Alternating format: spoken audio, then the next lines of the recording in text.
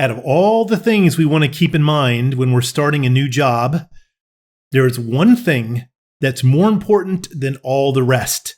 Keep watching and I'm going to tell you what it is. Believe me, you want to know it. Hi, my name is Shawn Sommerkamp and this is Motivationeer Christian Coaching.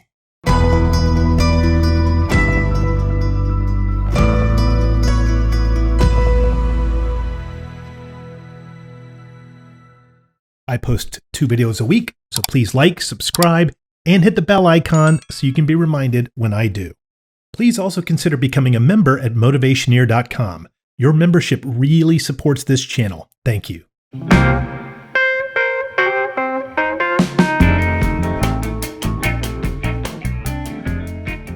The reason why I play this up so much is because I didn't heed my own advice at one point in my career, and it really affected me. Let me tell you this story and then I'll get to really the truth that I'm asking you to consider and remember. When I started a new role, I had come from a very large organization into a much smaller one where I had a little bit more responsibility in this new smaller role.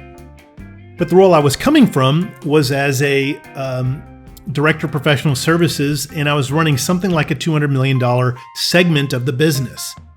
In the new role I was in the smaller company, I was now the director of professional services for all of North America, but the entire company was maybe 150 million.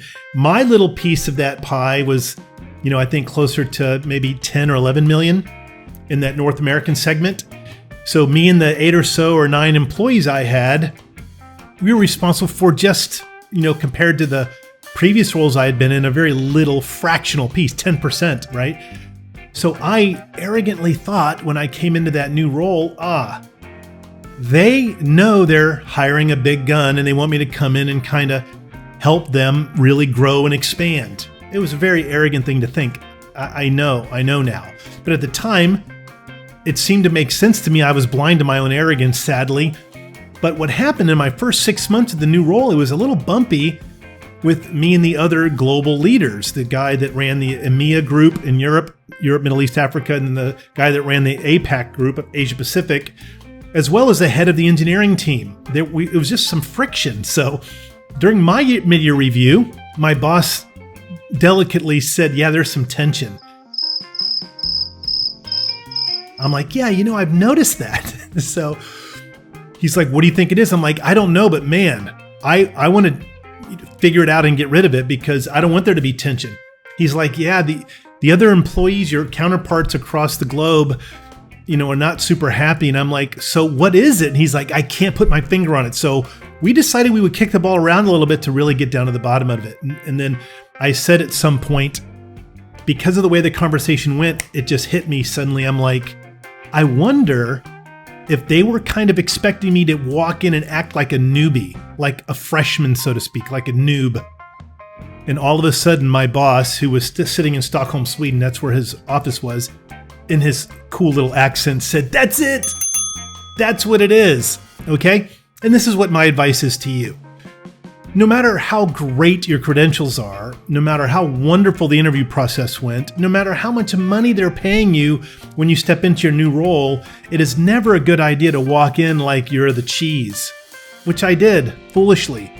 Now, was I a noob? No, I had more years experience at a much larger role than 2 or 3 of them combined, but it didn't matter because I was new to their culture.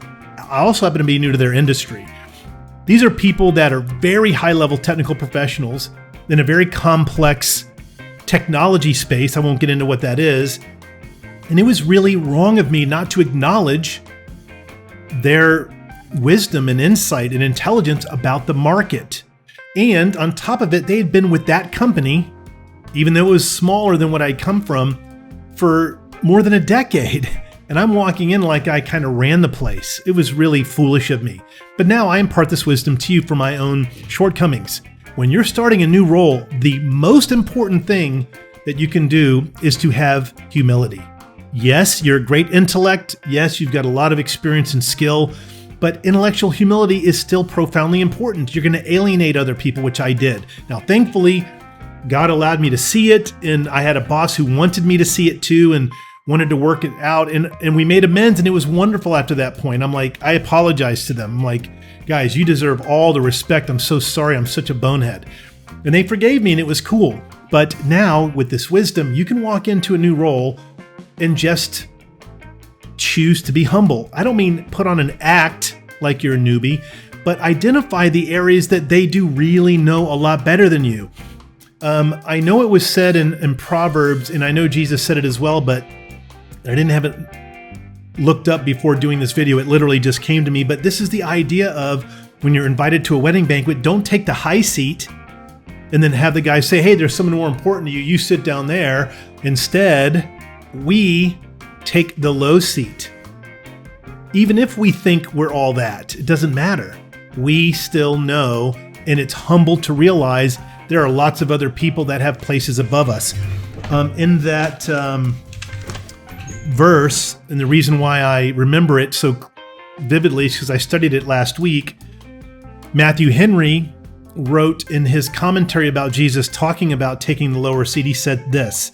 Matthew Henry is one of my all-time favorite commentarians, and I wrote it on a little piece of paper. You know, these profound insights I jot down. And he said, instead of being proud that so many give place to us, it should be humbling to us that there are so many that we must give place to.